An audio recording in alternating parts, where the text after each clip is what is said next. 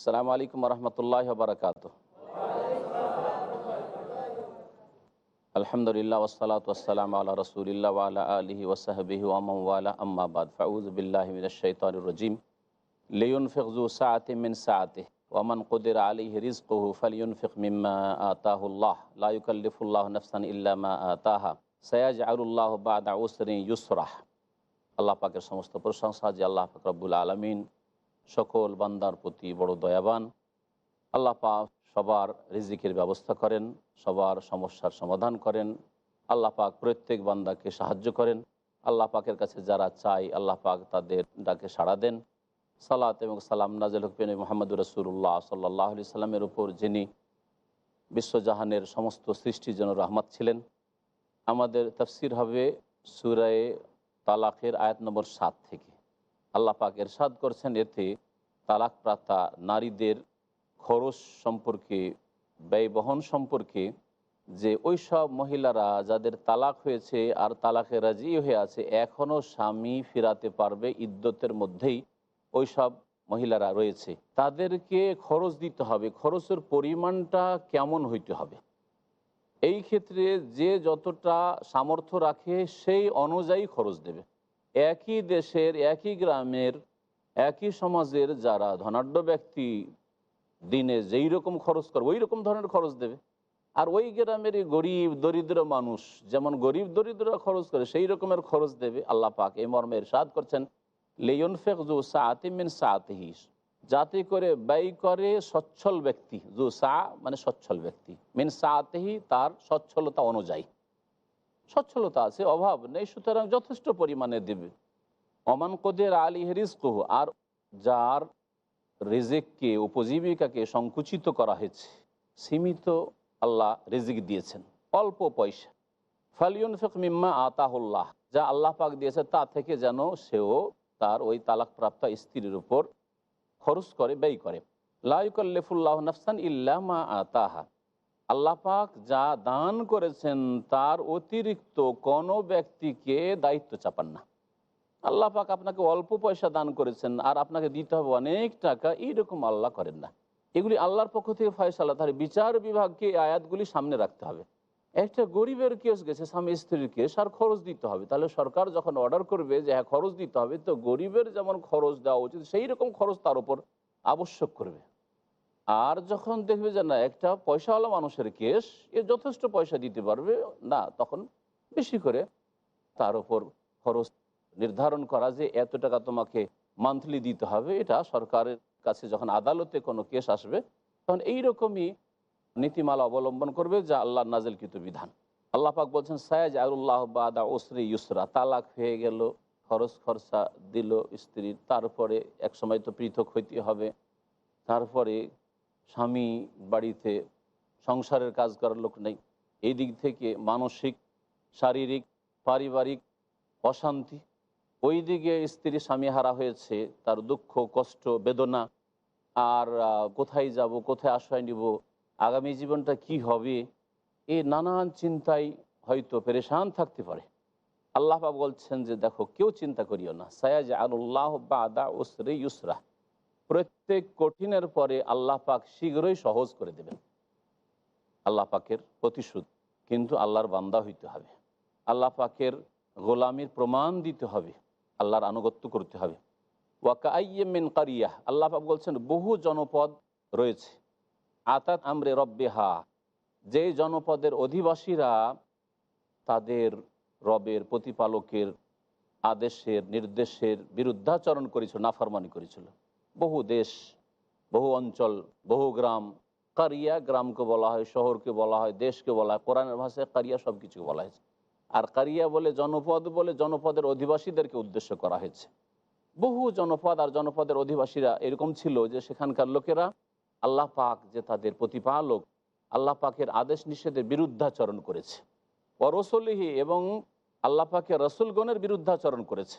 ফাহাসাবনা হিসাবান শাদীদা, আল্লাহ বলছেন তখন আমি তাদের কড়া ক্রান্তি হিসাব নিয়েছি। এই হিসাব পৃথিবীর হিসাব, এই আখেরাতের পরকালের হিসাব নয়। অর্থাৎ আল্লাহ পাক বলছেন আমি কঠিনভাবে তাদের প্রতিশোধ নিয়েছি।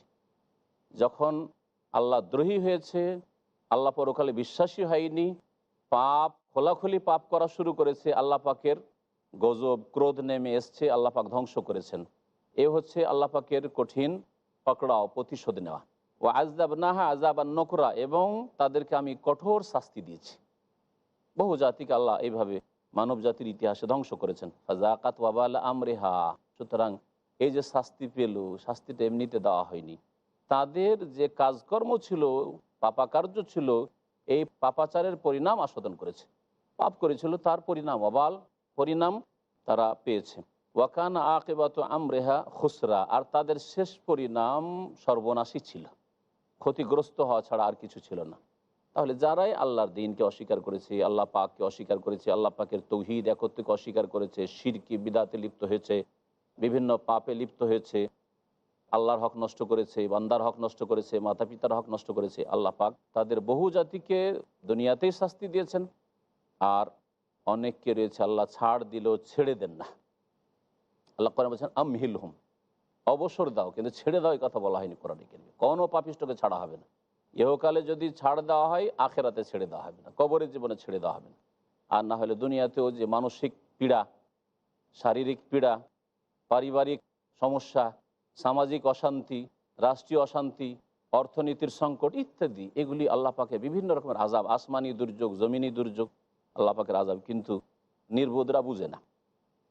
আদাল্লাহু লাহুম আযাবান শাদীদা, আল্লাহ পাক তাদের জন্য কঠোর শাস্তি প্রস্তুত করে রেখেছেন। আর জাহান্নামের শাস্তিতে প্রস্তুত হয়েই রয়েছে। ফাত্তাকুল্লাহ, সুতরাং আল্লাহকে ভয় করো। ইয়া উলিল আলবাব, হে জ্ঞানবান মানুষরা। আল্লাযীনা আমানু, জ্ঞানবান মানুষ কারা? যারা ঈমানদার। তাহলে আল্লাহ জ্ঞানী হওয়ার জন্য প্রথম যে শর্ত লাগিয়েছেন, বিশ্বাসী হইতে হবে। আল্লাহ যা বলেছেন বিশ্বাস করবেন, আম্বিয়া রসুলগণ যা বলেছেন বিশ্বাস করবেন, তাহলে আপনি জ্ঞানী। আর না যতই বড় বিচক্ষণ হয়ে যান না কেন, আল্লাহ পরকাল সম্পর্কে কোনো ধারণা নেই, তারপরে বিশ্বাসও নেই, কোনো কর্ম নেই, তাহলে নির্বোধ। কাদ আনজালাল্লাহু ইলাইকুম যিকরা, আল্লাহ পাক তোমাদের উদ্দেশ্যে উপদেশ নাজিল করেছেন আল কোরআন। রাসূলান, আর রাসূলুন পাঠিয়েছেন। রাসূলান মানে ওয়া আরসালা রাসূলান, আল্লাহ উপদেশ নাজিল করেছেন আল কোরআন, ওয়া আরসালা রাসূলান, আল্লাহ পাক রাসূলও প্রেরণ করেছেন শেষ নবী মুহাম্মদ সাল্লাল্লাহু আলাইহি ওয়াসাল্লাম, ইয়াতুলু আলাইকুম আয়াতিল্লাহ, যিনি আল্লাহ পাকের আয়াতসমূহ পড়ে শোনাচ্ছেন, পড়ে শুনিয়েছেন। মুবায়্যিনাত, সুস্পষ্ট সেসব আয়াত, এমন নয় যে বোঝা মুশকিল। আল্লাহ পাক ইরশাদ করছেন যে আল্লাহ পাক কেন রাসূল পাঠিয়েছেন আর এই উপদেশ নাজিল করেছেন, এই জন্য যে লিয়ুখরিজাল্লাযীনা আমানু ওয়া আমিলুস সালিহাতি মিনাজ যুলুমাতি ইলান নূর, যাতে করে আল্লাহ পাক রব্বুল আলামিন বের করে নেন ওই সব লোকদেরকে যারা বিশ্বাসী হয়েছে এবং সৎকর্মশীল হয়েছে, মিনাজ যুলুমাত, গভীর অন্ধকার থেকে। আল্লাহ বহু বচন বলেছেন, গভীর অন্ধকার থেকে, কুফরির অন্ধকার, কুপ্রবৃত্তির অনুসরণ অন্ধকার, সংশয়ের অন্ধকার, এসব অন্ধকার থেকে আল্লাহ পাক বের করে এলা নূর, আলোর দিকে। নূরের ক্ষেত্রে আনোয়ার আল্লাহ এক বচন বলেছেন, কারণ সত্য হচ্ছে একটি, পৃথিবীতে সত্য হচ্ছে একটি, সেটা হচ্ছে ইসলাম, ঈমান, তাওহীদ, সুন্নাত। ঈমানের সংজ্ঞা পড়েন, এখন ইসলামের সংজ্ঞা পড়েন, এগুলি হচ্ছে হক, আল্লাহ পাকের একত্ব হক, সৎকর্মশীল হক। আর বাতিল অনেক রয়েছে, নাস্তিকতা বাতিল, বহুত্ববাদ বাতিল, মুনাফিকি বাতিল, পাপে লিপ্ত থাকা বাতিল, হারাম খাওয়া বাতিল, ফরজ ছাড়া বাতিল, দুনিয়াকে কামড়ে ধরা বাতিল। সেই জন্য এগুলোকে জুলুমাত আল্লাহ বলেছেন। অনেক জুলুমাত, অন্ধকার রয়েছে, বেনামাজি হওয়ার অন্ধকার, আল্লাহর হক নষ্ট করার অন্ধকার, মানুষের হক নষ্ট করার অন্ধকার, অন্ধকার অনেক রয়েছে, বহু বচন এই জন্য বলেছেন আল্লাহ। ওমাইয়ুমিন বিল্লাহ, আর যারা আল্লাহর প্রতি বিশ্বাস করবে আর ওই আমাল সালিহান, ভালো আমল করবে, ইউদখিলহু জান্নাত, তাদেরকে আল্লাহ পাক এমন জান্নাত সমূহে দাখিল করবেন, তাজরি মিন তাহতিহাল আনহার, যার নিম্ন দেশ হয়ে বহু নহর প্রবাহিত হবে, খালিদিনা ফিহা আবাদা, সেখানে চিরকাল বসবাস করবে। কাদ আহসানাল্লাহু লাহু রিজকা, আল্লাহ পাক এইরকম সৎকর্মশীল ইমানদারদের জন্য উত্তম রিজিক, আল্লাহ পাক বলছেন তাদের রিজিককে বড়ই উত্তম করেছেন, সুন্দর রিজিক তাদের জন্য আল্লাহ পাক রেখেছেন। তারপর আল্লাহ পাক ইরশাদ করেছেন আল্লাহুল্লাযী খালাকাস সাবআ সামাওয়াত, আল্লাহ সেই সত্তা যিনি 7 আকাশ সমূহ সৃষ্টি করেছেন। খালাকাস সাবআ সামাওয়াত ওয়া মিনাল আরদি মিসলাহুন, আর পৃথিবী জমিনও সৃষ্টি করেছেন এই আকাশেরই অনুরূপ, আকাশের মতোই, অর্থাৎ যেমন 7 আকাশ রয়েছে তেমনি 7 জমিন রয়েছে, এই আয়াতটি প্রমাণ করে। যদিও কোরআন এখানে অধিকাংশ জায়গায় সামাওয়াত বহু বচন এসছে, আরদ এক বচন এসছে, কিন্তু আল্লাহ স্পষ্ট বলছেন অমিনাল আরদে মিসলাহুন্না, আর জমিনও আকাশের মতোই আল্লাহ সৃষ্টি করেছেন। মানে এই দিক থেকে মতো যে 7টি জমিনও রয়েছে। আর নবী সাল্লাল্লাহু আলাইহি ওয়াসাল্লামের সহিহ হাদিস স্পষ্ট প্রমাণ করে যে মান আখাজা শিবরা মিনাল আরদে জুলমাহ, কেউ যদি অন্য কোনো মানুষের জমি চেপে নেই 1 বিঘত আধা হাত, তাওয়াকাহুল্লাহু ইয়াউমাল কিয়ামতে সাবা আরাদিন, কিয়ামতের দিনে আল্লাহ পাক তাকে মালা পরিয়ে দেবেন সাবা আরাদিন, 7 জমিনের, সাবা আরাদিন। নবী সাল্লাল্লাহু আলাইহি ওয়াসাল্লাম বলেছেন যে তুমি একটু আধা হাত জমি চেপেছো, তুমি 7 জমিন নিয়ে যাও, কোথায় নিয়ে যাবে যাও। কারণ মানুষের হক যতক্ষণ সেই মানুষ না মাফ করে ততক্ষণ মাফ হবে না। ইয়াতানাজ্জালুল আমরু বাইনাহুন, এবং আল্লাহ পাকের আদেশ নিষেধ অবতীর্ণ হয় বাইনাহুন্না, এই সবের মাঝে, আকাশ এবং জমিনের মাঝে। প্রত্যেক আকাশে আল্লাহ পাকের আদেশ নিষেধ আসে ফেরেশতাদের জন্য, এই করো সেই করো, কাউকে মারো, কাউকে জীবন দাও, কাউকে সুস্থ করো, কাউকে পীড়িত করো, আমিরকে গরিব করো, গরিবকে আমির, ইত্যাদি আল্লাহ পাকের বহু আদেশ নিষেধ রয়েছে এইসব আকাশে। এছাড়াও আর জমিনেও আল্লাহ পাকের আদেশ নিষেধ নাজিল হয়। আল্লাহ পাক বলছেন, আল্লাহ পাকের ফয়সালা হয় কোথায় কি হবে, কোন দেশে কি হবে, কোন সমাজে কি হবে, কোন পরিবারে কি হবে, কোন লোকের কি হবে। লেতা আলামু, যাতে করে তোমরা জানতে পারো যে আন্নাল্লাহ আলা কুল্লি শাইইন কাদির, আল্লাহ পাকই 7 আসমান 7 জমিন সৃষ্টি করেছেন, যাতে করে তোমরা ভালো করে জেনে নাও যে আল্লাহ পাক রব্বুল আলামিন সব কিছুর ওপর ক্ষমতাবান। ও আন্নাল্লাহ কাদ আহাতা বিকুল্লি শাইইন ইলমা, এবং আল্লাহ পাক নিঃসন্দেহে প্রত্যেক বস্তুকে তার জ্ঞান দ্বারা পরিবেষ্টন করে রয়েছেন। এখানে অল্প সময়ের বিরতি দিয়ে আমরা আমাদের আলোচনার দিকে আবার ফিরে আসব।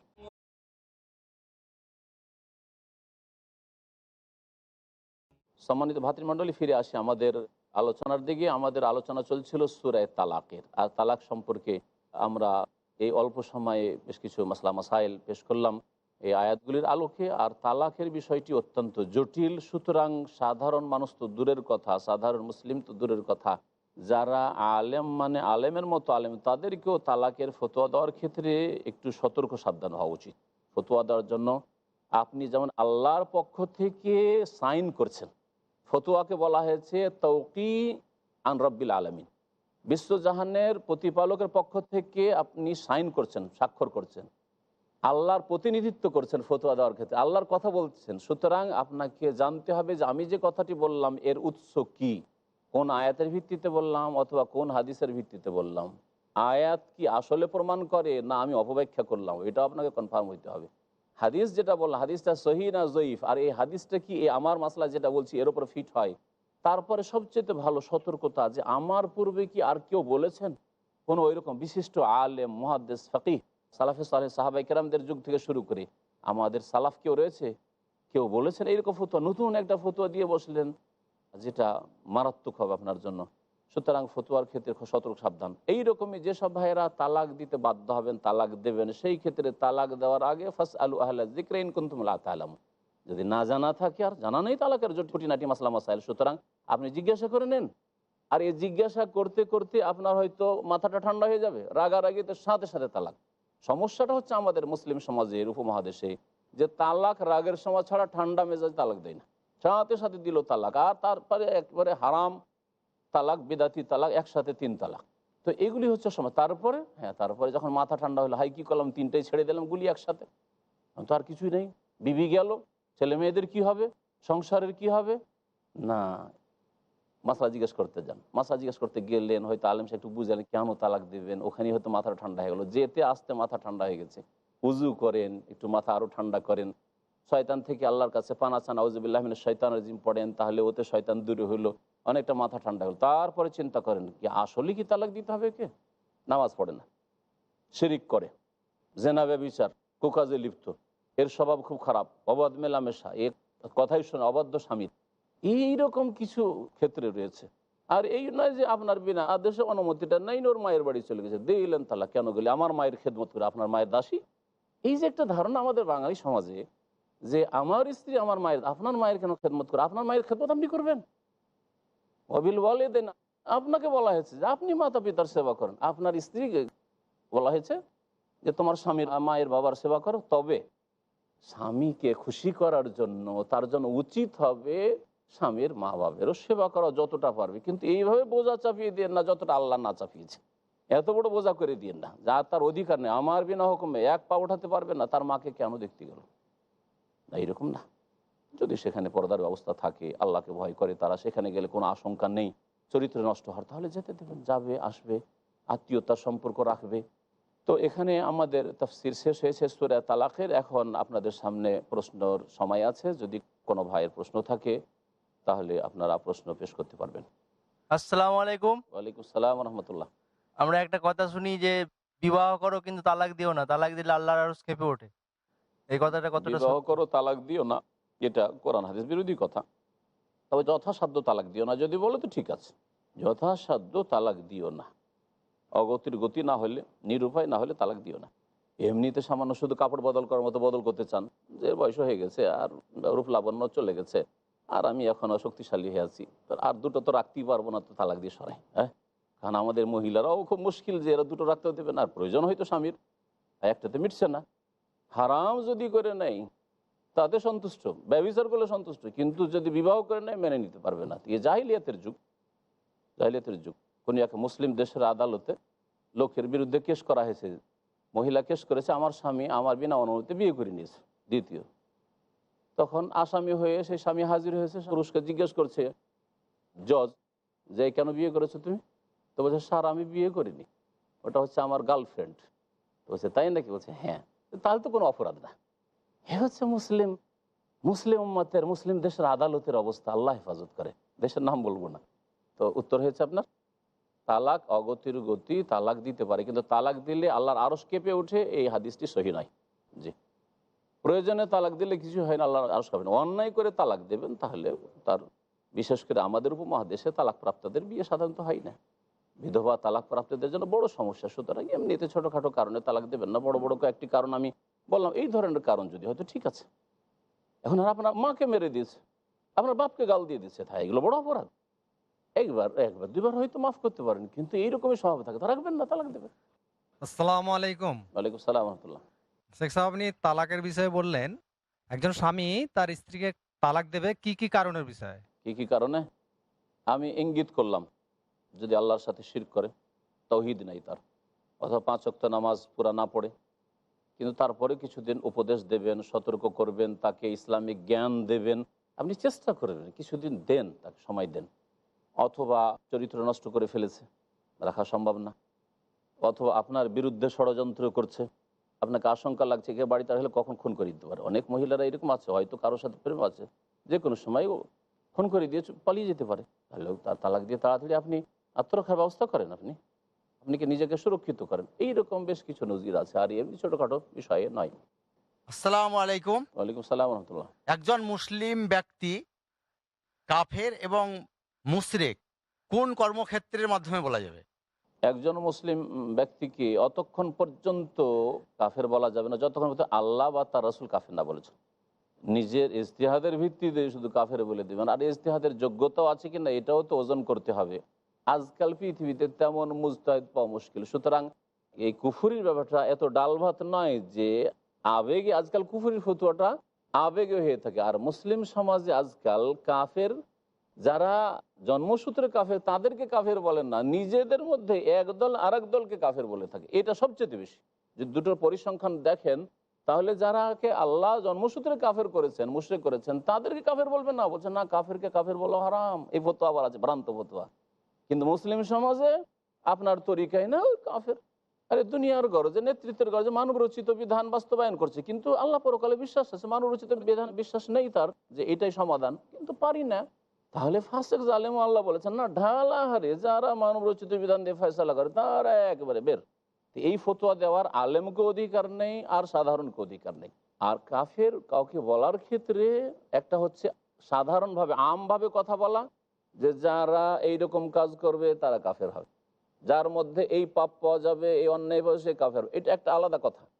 এই ক্ষেত্রে বলা যেতে পারে হ্যাঁ, যে বেনামাজি কাফের, যেই ব্যক্তি আল্লাহ ছাড়া অন্যকে সিজদা করে কাফের, মুশরিক, এইভাবে বলা যেতে পারে।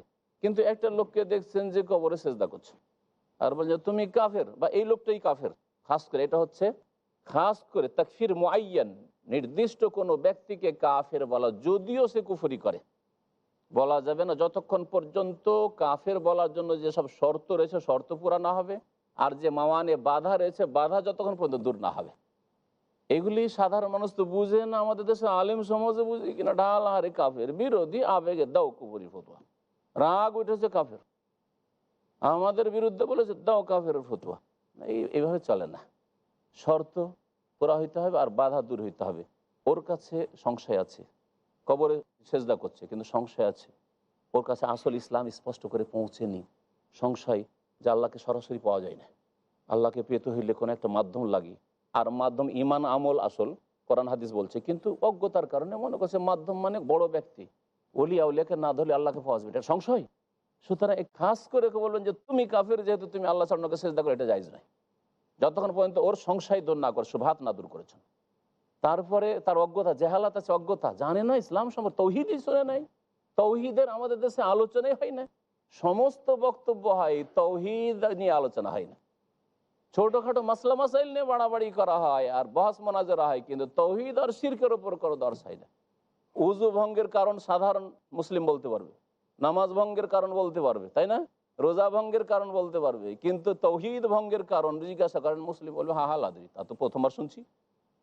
ইমানও আবার ভঙ্গ হয়ে যায়, ইসলাম নামাকে যে ইসলাম বুঝে না, কিন্তু নামাকে যে উজু বুঝে। এটা কি বাস্তব অবস্থা নয় মুসলিম জাতির আমাদের উপমহাদেশে? তাহলে চিন্তা করেন আপনি কি করে ওকে অজ্ঞতার সাথে, জানে না বেচারা, জানিয়ে দিলেন, হ্যাঁ জানলো যে তৌহিদ কি, শিরক কি, সুন্নত কি, বেদাত কি জানলো, রাসূল কি নিয়ে এসছেন, তারপরে তার সংশয় না, তারপরে সে আপনাকে প্রশ্ন করছে, সংশয় আছে, সংশয় দূর করে দিলেন।